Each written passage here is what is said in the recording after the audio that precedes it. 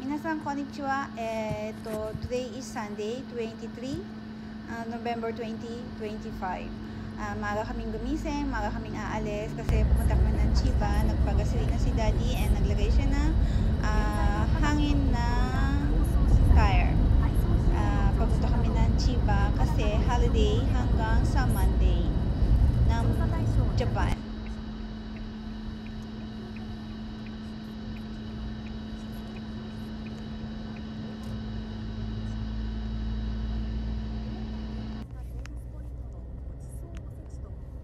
Koko 撮るときああやってやれば誰でも通してくれるの。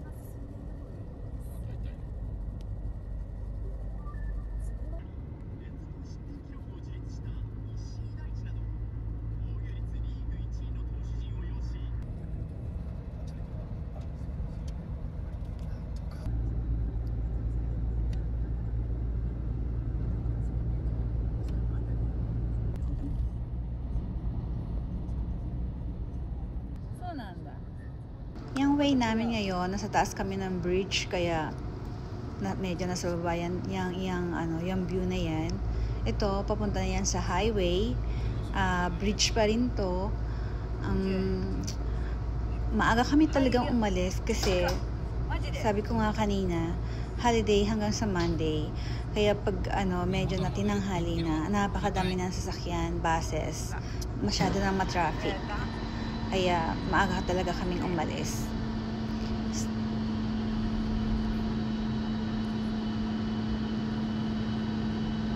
Yan, nakikita nyo, napakaganda talaga ng araw today. Pero malamig. Malamig na siya ngayon. Winter na. Nag-winter na rin.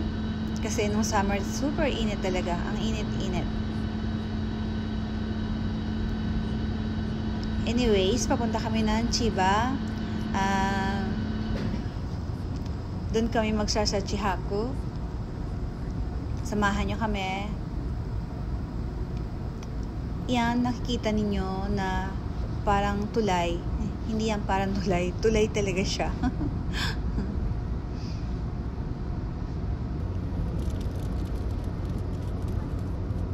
Yan, bridge siya. Bay Bridge ang tawag niya sa kanya.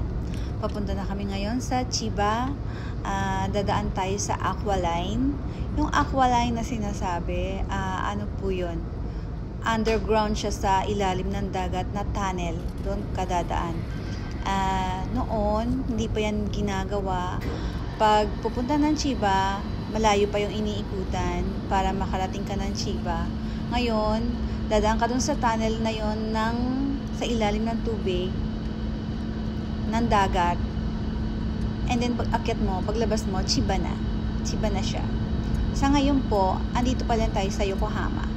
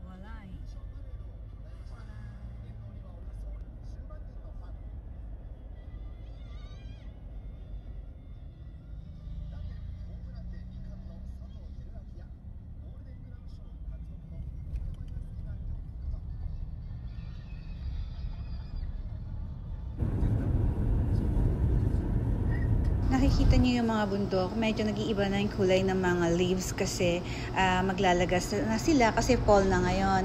Yan yung sinasabi dati ni Mama na bakit yung mga puno nyo dito puro patay kasi nga magpo-fall na siya, magpapalit na siya ng mga dahon. Kaya pag season ng fall, talagang ang gaganda niya, nag-uumpisa pa lang siya. Thank you for watching.